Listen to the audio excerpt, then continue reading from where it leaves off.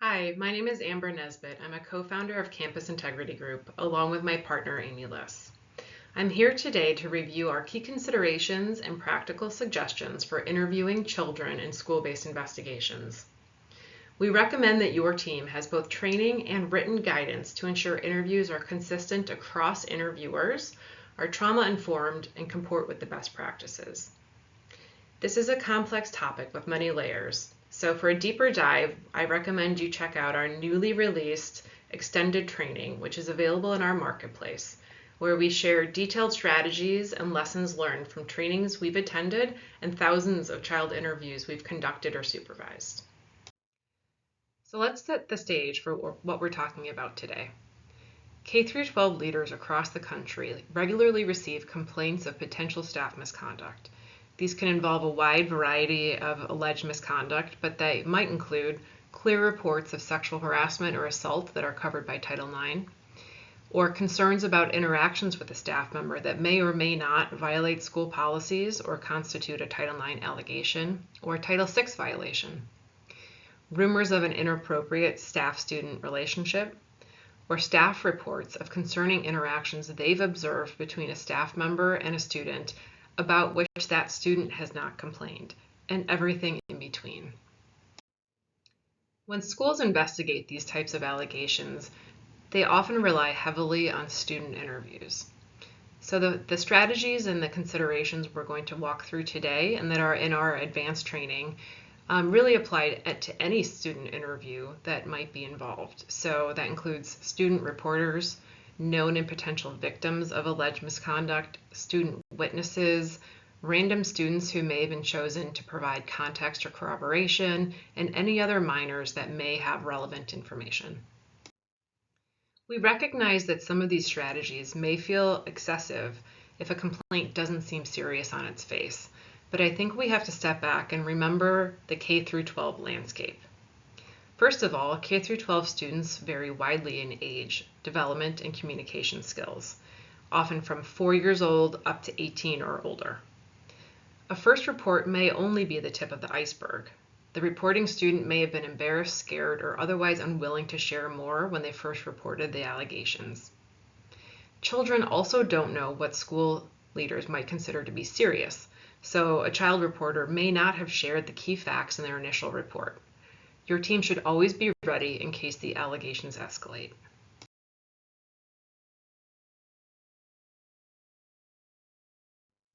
Before the student interview even begins, there are many key decisions to make. Those include who will conduct the interview and where and when it will happen. As for who conducts the interview, we always recommend a trained and experienced investigator, and definitely not a staff member who's associated with disciplinary action in the school, like a principal, assistant principal, or dean. The interview should take place in a quiet and private location, and ideally it will take place promptly after the report is made to avoid any loss of memory or detail and to avoid having external influences on the child. As for consent of the parents, we advise schools to get parental consent before conducting any substantive student interview. Behind those initial decisions are many other considerations we recommend schools make. So, for example, as for who should be present in the interview, we recommend having 2 interviewers. This enables the primary interviewer to engage with the witness while the other takes notes and flags items that might need follow-up or clarification. And of course, in Title IX cases, the student is entitled to an advocate of their choosing in the interview. Oftentimes, parents will also want to be present. In this case, children may be reluctant to disclose sensitive information in front of their parents for fear of getting in trouble or being embarrassed. If this is a concern, reach out to us because we do have we can recommend a few approaches that have worked in the past for working with the parents to give them the comfort that they're seeking while also encouraging the child to be forthcoming. Beyond a quiet private location, there are many other considerations as to where the interview should take place. We recommend avoiding high traffic areas such as the main office and anywhere associated with school discipline such as a principal's office. We would also advise avoiding any area that's associated with the alleged incident or near the respondent's work location. So for example, if there's an allegation of misconduct that took place in a school locker room, we would not advise that the interview take place at the coach's office that is right next door to that locker room. Virtual interviews have also become more popular, especially since the pandemic.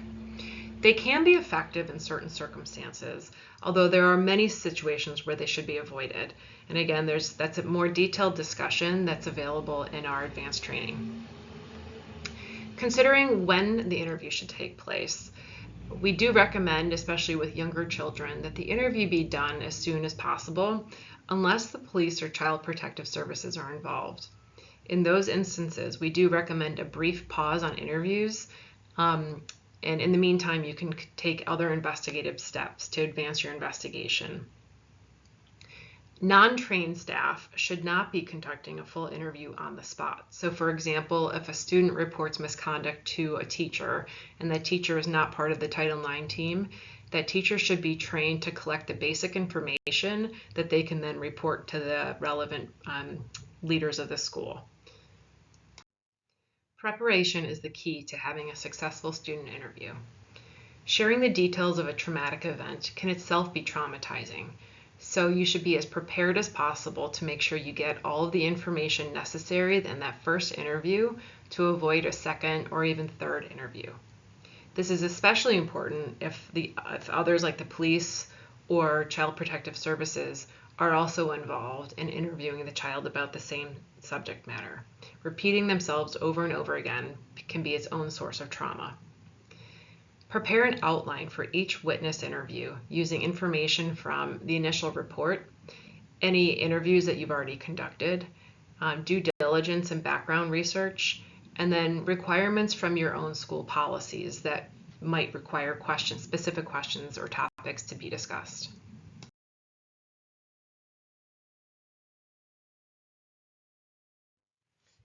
Turning to the interview itself.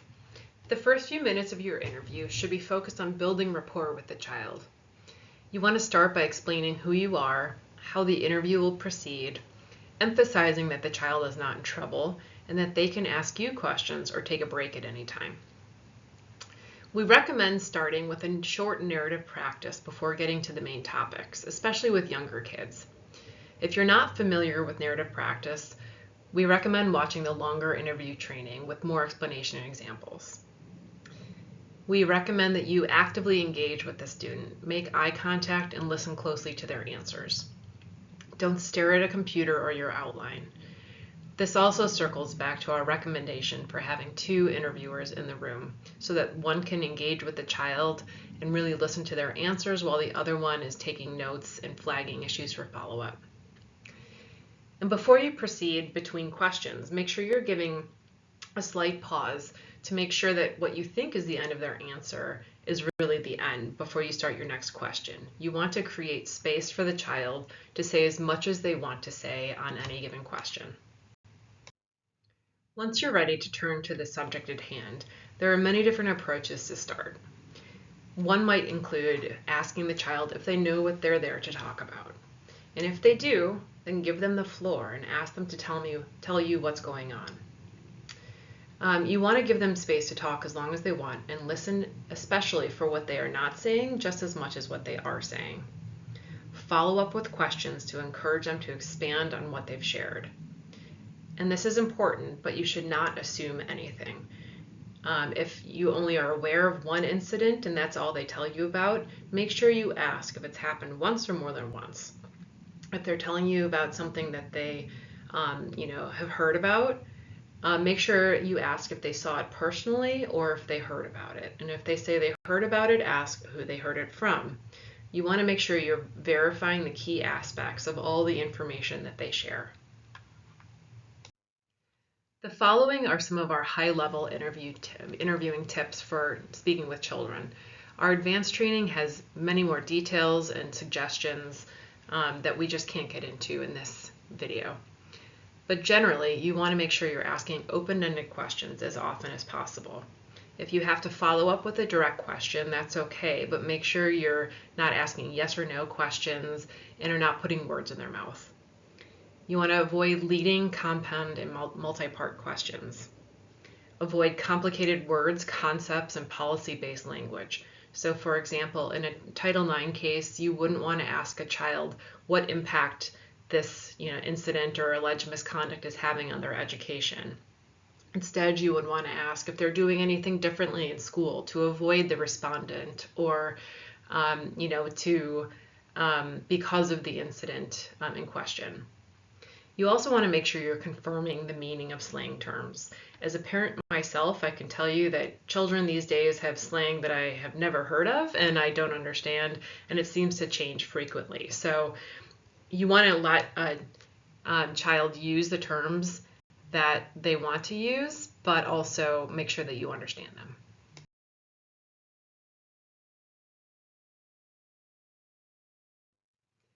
Beyond learning how to ask children questions to obtain the most reliable answers possible, there are other considerations that you should take when interviewing children. Their strengths, weaknesses, and developmental abilities vary by age and other factors. So your interview questions should really account for these differences. And importantly, how your evidence is analyzed should also consider the child's age and their different developmental abilities. For example, younger children likely cannot tell you a story in chronological order. They also probably don't know how to tell time. So recognizing those developmental abilities in your questioning, but also in your evidence analysis is important. Our full training provides practical strategies for navigating these issues. You should also be cognizant of cultural dynamics. Students may react differently to the exact same behavior based on their own cultural backgrounds. What one may find to be so offensive that it interferes with their education, others may not be bothered by. You should explore these influences when you're interviewing children to better understand their own perspective and experience. Whenever possible, you should do the interview in a child's native language. We recognize that this can be challenging for school districts, so if that's not possible, do your best to have a translator available as needed, even if that is the child's relative that's available in case they need to say something in their native language that they just can't figure out how to say in English. In our full training, we also cover how to manage reluctant witnesses, how to collect and review evidence with students, and much more. Before you close the interview, you want to ask if there's anything else they want to share that you haven't asked. You also always want to take a break before closing out an interview to review your notes, confer with your colleague, and make sure you've covered everything before you conclude.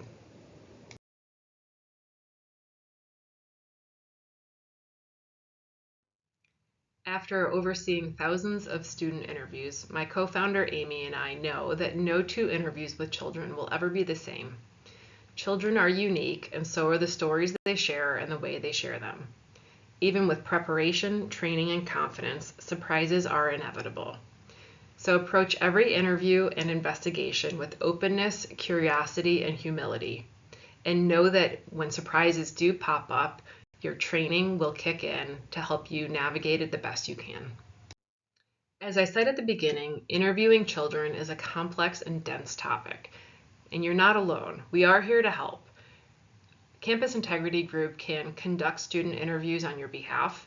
We can draft interview outlines tailored to your needs. We can train and mentor your team on effective interview techniques. We can develop written protocols for consistency and compliance, and advise on particularly sensitive or complex situations. You can visit our marketplace for videos and easy-to-use guides, including our newly launched Best Practices for Interviewing Children in School-Based Investigations. We are working hard to add more to our marketplace every week. Thank you for following along on this important topic. We've seen over and over again how impactful quality student interviews can be on the integrity and reliability of a school-based investigation. It may take some practice and training to improve on your child interviewing skills, but it's definitely well worth it. So contact us if we can help you and your school community.